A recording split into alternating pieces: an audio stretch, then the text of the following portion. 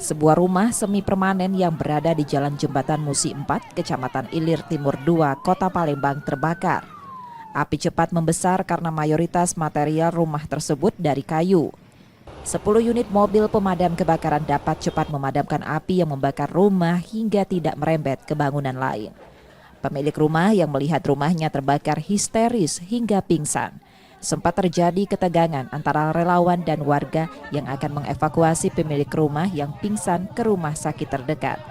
Ketegangan dapat direda petugas yang berada di lokasi kejadian. Sementara tadi kami sempat wawancara dengan rumah dan sempat melihat ke TKP bahwa sementara ini diperkirakan ada korsleting dari listrik rumah tersebut. Jadi untuk korban ada satu orang yang shock saja, jadi tadi pingsan, kemudian saat ini sudah dibawa ke rumah sakit Pelabuhan Gombal. Pemilik rumah hanya mampu menyelamatkan sebagian barangnya. Diduga kebakaran disebabkan arus pendek listrik di rumah yang terbakar.